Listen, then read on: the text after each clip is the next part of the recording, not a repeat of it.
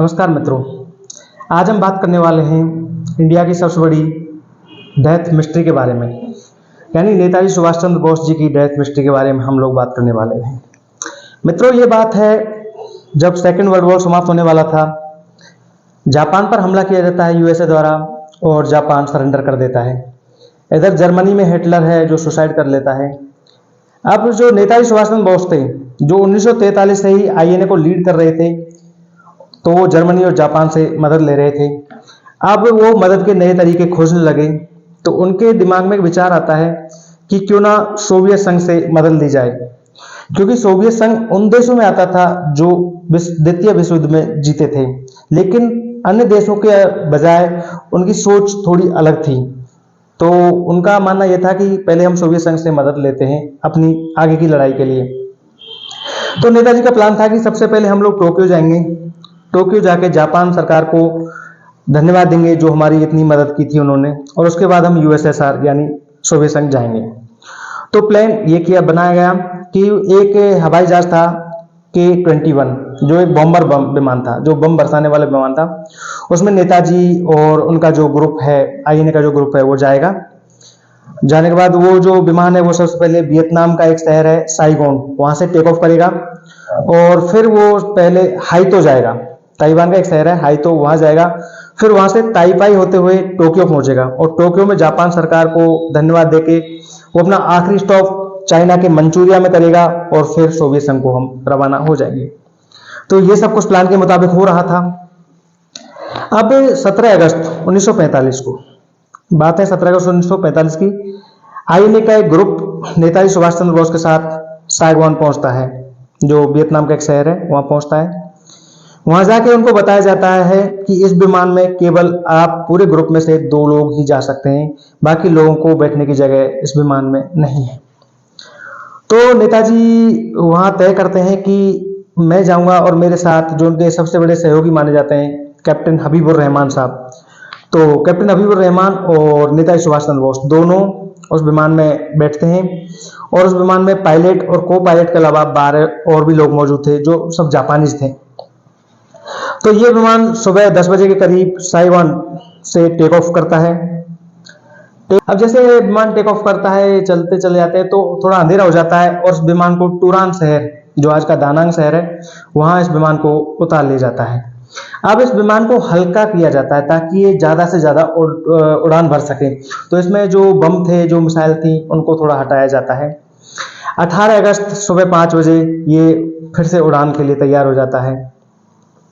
तभी जो पायलट थे उनको थोड़ा पता चलता है कि इसका जो विमान का लेफ्ट इंजन है, इसमें कुछ थोड़ा टेक्निकल मिस्टेक है, कुछ तकनीकी खराबी है, लेकिन इस पर ज़्यादा ध्यान नहीं दिया जाता है, और इस विमान को फिर से उतारा जाता है एक शहर में।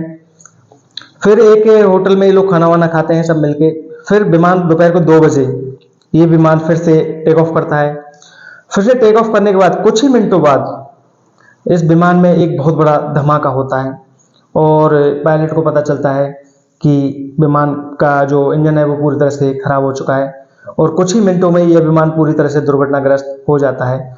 और दुर्घटनाग्रस्त होने के बाद में ये विमान में जो पायलट और को पायलट हैं, और उनके साथ एक जापानी जनरल बैठे होते हैं, वो तो इमीडिएटली उसी जगह उनका देहांत हो जाता है, उसी जगह मारे जाते हैं। नेताजी सुभाष चंद्र बोस और जो कैप्टन हबीबुर रहमान साहब हैं, वो जो इंजन का लेफ्ट विंग होता है उसके पास में पीछे वाले हिस्से में बैठे हुए थे। तो जैसे धमाका होता है तो एक गैसोलीन से जो फ्यूल था, गैसोलीन, उसका जो वो गैसोलीन का जो बोलते हैं एक ड्रम था, वो फट गया है, और जो नेताजी थे वो पूरा गैसोलीन में भीग जाते हैं। भीगने के बाद में अब वो प्लेन में पूरा आग लग जाती है, वो आग की लपटों से गिर जाता है। अब ये लोग पीछे का गेट को खोलने का कोशिश करते हैं, लेकिन विमान का पिछला गेट नहीं खुल पाता है। अब इनको विमान के अगले गेट में, इमरजेंसी गेट में आना होता है, लेकिन इसके बीच में इनको आग की लपटों से गुजरना पड़ेगा। अब जो नेताजी सुभाष चंद्र बोस थे वो पूरे गैसोलीन में भीग चुके थे, लेकिन अब निकलना था। तो ये जैसे निकलते हैं तो नेताजी पूरा आग की लपटों में जल जाते हैं। कैप्टन हबीबुर रहमान इनको बाहर निकालते हैं, इनको बचाने की पूरी कोशिश करते हैं, इनके कपड़े वगैरह खोलते हैं, आग को बुझाने की कोशिश करते हैं। लगभग 15 मिनट के बाद वहाँ के जो पास में नॉनमैन एक हॉस्पिटल है, उसमें इनको एडमिट कराया जाता है, लेकिन नेताजी सुभाष चंद्र बोस नहीं बच पाते हैं, और उनका देहांत हो जाता है। अब यहाँ हमारे देश में एक कॉन्फ्रेंसेस कुछ थ्योरियां बनती हैं। कुछ लोग मानते हैं कि ऐसा कोई हादसा हुआ ही नहीं था, नेताजी सुभाष चंद्र बोस का जो प्लान था वो क्रैश हुआ ही नहीं था, उनकी डेथ हुई नहीं थी। इसमें अलग अलग थ्योरीज हैं। कुछ लोगों का मानना है कि ये जो प्लेन था वो सोवियत संघ में लैंड कर गया था, और जो सोवियत संघ के वहाँ के जो लोग थे उन्होंने नेताजी सुभाष चंद्र बोस को गिरफ्तार कर लिया गया था, उनको टॉर्चर किया गया था। इसमें आगे चल के थ्योरी ये भी आती है कि वो वहाँ के जो रशिया के ऑफिशियल लोग थे वो बार बार हमारे यहाँ प्राइम मिनिस्टर नेहरू जी और जो यहाँ तक कि इंदिरा गांधी जी उनको धमकी देते थे कि अगर आपने हमारा साथ नहीं दिया, यानी सोवियत संघ का साथ नहीं दिया, तो हम लोग नेताजी सुभाष चंद्र बोस को आज़ाद कर देंगे, लोगों के सामने आपका सच ले आएंगे। वो इस चीज़ का थोड़ा सा फायदा उठाना चाहते थे, क्योंकि यहाँ के लोगों में एक कॉन्फ्रेंस ऐसी बनी हुई थी कि नेताजी जो थे वो नेहरू जी और कांग्रेस की विचारधारा से मेल नहीं खाते थे। तो रशिया के लोग इस चीज का फायदा उठा रहे थे कि अगर आपने हमारा साथ नहीं दिया तो हम नेताजी को भेज देंगे, तो इस वजह से कहीं भारत उनका साथ दे। लेकिन इस बात में कोई दम नहीं है। क्यों नहीं है? क्योंकि जहां तक ये मानना है कि नेताजी और कांग्रेस का एक पर्सनल विचारधारा हो सकता है मेल नहीं खाता हो, लेकिन ऐसा नहीं होता कि देश हित के लिए वो अलग अलग कुछ करें। एक तो ये थ्योरी। अब दूसरी थ्योरी जो आती है, जो बहुत बड़ी थ्योरी है, कि कुछ लोगों का मानना था कि नेताजी उस प्लेन हादसे के बाद भी बच गए थे और वो वेश बदलकर भारत आ गए थे और एक साधु के रूप में रहे थे। यहाँ तक कि जो आईएनए के जो सदस्य थे, जो इंडियन नेशनल आर्मी थी नेताजी की, उसके जो सदस्य थे वो बिल्कुल मानने के लिए इस बात को तैयार नहीं थे कि ऐसा कुछ हुआ है, क्योंकि ना तो आज तक नेताजी का वहाँ कोई जो डेथ हुई थी उस जगह का ना तो कोई फोटो हमारे पास अवेलेबल है, ना वहाँ का कोई रिपोर्ट या कोई सर्टिफिकेट हमारे पास अवेलेबल है। हमको जो हबीबुर रहमान ने जो बताया है उसी बात को हम मान लेते हैं। यहाँ तक कि उस समय महात्मा गांधी जी को भी इस बात पे बिल्कुल विश्वास नहीं हुआ था कि सुभाष जी नहीं रहे हैं। वो तो बाद में जब हबीबुर रहमान ने उनको बताया तब जाके उनको समझ में आया, तब वो माने कि हाँ नेताजी सुभाष चंद्र बोस नहीं। इनने जो आईएनए के जो सदस्य थे, इन्होंने इनका एक ऑर्गेनाइजेशन था, वो ऑर्गेनाइजेशन तो ये मानता था कि नेताजी सुभाष चंद्र बोस थे वो भारत आ गए थे और बरेली में एक साधु के रूप में रहे थे। अब ये भी एक थ्योरी थी कि वो जो 1953 से लेकर 1959 तक बरेली में एक साधु के रूप में रहे थे। उसके बाद में ये जो नेताजी थे ये बंगाल के जलपाईगुड़ी शहर में चले गए थे, जहाँ सॉलमेरी नाम का एक इन्होंने आश्रम भी बनाया था और ये अपने आप को सन्नानंद जी महाराज कह के बुलाते थे। ये सब सॉलमारी कॉन्फ्रेंस ही है। ये बात इतनी फैल चुकी थी कि बाद में खुद सॉलमारी बाबा ने आके ये सफाई दी कि मैं नेताजी सुभाष चंद्र बोस नहीं हूँ। अब एक और सबसे बड़ी मिस्ट्री जो आती है वो आती है गुमनामी बाबा की। गुमनामी बाबा एक ऐसे साधु थे जो अयोध्या में रहते थे। अयोध्या में एक साधु रहते थे गुमनामी बाबा, जिसके बारे में लोगों में यह अफवाह फैल चुकी थी कि यही गुमनामी बाबा है। नेताजी के जो ग्रैंड नेफ्यू है सुगाता बोस, उन्होंने बताया कि ऑफिशियल जुडिशरी ने, जो समय ऑफिशियल जुडिशरी बैठी थी उनके जो केस को सॉल्व करने के लिए, उन्होंने इनसे कहा था, सुगाता बोस जो इनके ग्रैंड नेफ्यू, इनसे कि आप अपना 1 ml खून डोनेट करिए। तो उन्होंने उनको जो खून डोनेट करने के लिए कहा था कि हमको आपका कुछ खून डोनेट करिए जिससे हम किसी गुमनामी बाबा का डीएनए मैच करें कि वही सुभाष चंद्र बोस हैं या नहीं हैं। तो पहले तो उन्होंने मना कर दिया था, लेकिन बाद में उन्होंने खून डोनेट किया, लेकिन वो भी गुमनामी बाबा थे, वो भी उनका जो डीएनए मैच नहीं हो पाया था और वो गुमनामी बाबा नहीं थे। इसके बारे में लोगों ने तर्क ये दिया था कि गुमनामी बाबा थे वो पहले रशिया में काम करते थे, फिर उन्होंने चीन में काम किया था, फिर उसके बाद में उन्होंने क्या बोलते हैं यहाँ बांग्लादेश में जो मुक्ति वाहिनी सेना थी इसमें भी काम किया था। तो इस गुमनामी बाबा को लेके भी बहुत बड़ी थ्योरीज ये बनती रही हैं और हमेशा लोगों ने ये कहा कि गुमनामी बाबा थे वही सुभाष चंद्र बोस थे।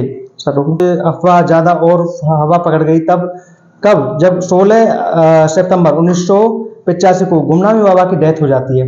इसके बाद वहाँ के जो लोकल अखबार हैं, जो एक अखबार चलता था उस समय नए लोग, उस अखबार ने लिखा कि नहीं रहे सुभाष चंद्र बोस, जो गुमनामी बाबा हैं वही सुभाष चंद्र बोस थे वो नहीं रहे। तो इस बात को लेकर लोगों में और ज्यादा अफवाहें उड़ने लग गई कि जब अखबार ये चीज लिख रहे हैं तो शायद फिर तो पक्का। गुमनामी बाबा को लेकर भी बहुत सारी रिपोर्ट्स आती रही, बहुत सारे इन्वेस्टिगेशन होते रहे, लेकिन आज तक ये भी साबित नहीं हो पाया कि गुमनामी बाबा थे वही सुभाष चंद्र बोस भी थे। अब बात ये भी है कि अगर सुभाष चंद्र बोस साधु के बेस में रहे तो उनका क्या मोटिव रहा होगा। वो चाहते तो लोगों के बीच में भी आ सकते थे, वो चाहते तो यहाँ देश के लिए काम भी कर सकते थे।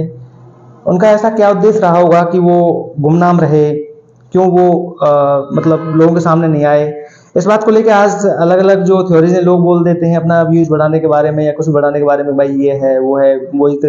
यहाँ तक कि एमपी से वो न्यूज आते हैं कि भाई ये बाबा थे वही सुभाष चंद्र बोस है, कर्नाटका से अलग न्यूज आते हैं कि ये बाबा है वही सुभाष चंद्र बोस है। मतलब जितने देश में बाबा थे बहुत सारे बाबाओं के बारे में यही अफवाह उड़ती रही कि भाई ये बाबा थे वो बाबा थे ये बाबा थे वो बाबा थे, यही सुभाष चंद्र बोस है। इन सबको लेकर 1999 में कमीशन बैठा है जो रिटायर्ड आईपीएस ऑफिसर थे, रिटायर्ड जज थे मनोज कुमार शर्मा, उनका एक मुखर्जी कमीशन बैठा था। उन्होंने इसमें बताया था कि ऐसा कुछ नहीं था कि प्लेन क्रैश हुआ ही नहीं था, क्योंकि उस समय ना तो कोई नेताजी का फोटो मिला था और ना ही उनका कोई डेथ सर्टिफिकेट उस हॉस्पिटल वाले जो अवेलेबल कर पाए थे। तब भी लोगों को यही लगा कि नहीं ऐसा कोई मतलब हादसा था हुआ ही नहीं था जिसमें नेताजी की डेथ हुई हो। तो इस तरह नेताजी की डेथ को लेके अलग अलग क्वेरीज अलग अलग थ्योरीज लोगों के बीच में बनती रही हैं। लेकिन अब तो नेताजी की जो फैमिली है, नेताजी की जो जानने वाले हैं वो सब मान चुके हैं कि नेताजी का उसके क्रैश में देहांत हो गया था। तो हम लोग भी आपसे यही बोलते हैं कि अब उनकी थ्योरीज को लेके अफवाह उड़ाना बंद करिएगा और अब हमको भी सच को मान ही लेना चाहिए कि जो सुभाष चंद्र बोस थे वो उसी क्रैश में क्या नाम है मारे गए थे, उसी क्रैश में उनका देहांत हो गया था। तो अब आप बाकी आप लोगों के मैं कमेंट्स के ऊपर भी छोड़ देता हूँ कि आप लोगों की क्या राय है, आप लोग क्या राय रखते हो इस बारे में, आप मुझे बता सकते हैं और अपना मतलब मत मुझे दे सकते हैं। बाकी यही है कि जितनी थ्योरीज होती हैं उतने लोगों के विचार होते हैं, अलग अलग कॉन्फ्रेंसेज होते हैं। तो आज भी कुछ लोग यही मानते हैं, बिल्कुल मानने को तैयार ही नहीं है कि उनका उस प्लेन क्रैश में देहांत हो गया था। लेकिन नेताजी की मौत को लेके जो अलग अलग फाइल्स थी वो भी अब सरकार ने सार्वजनिक कर दी हैं सबके सामने, उनमें भी कभी ऐसा कुछ नहीं है कि ऐसा कुछ हो माना जाए कि वो जिंदा रहे हैं। हाँ, एक बात आज भी आती है कि उनको लेके जो फाइल थी वो सभी देशों ने क्लियर कर दी है, लेकिन जापान एकमात्र ऐसा देश है जिसने उनकी 5 फाइलों में से केवल 2 फाइलें सार्वजनिक की हैं, 3 फाइलों को उन्होंने पब्लिश नहीं किया है।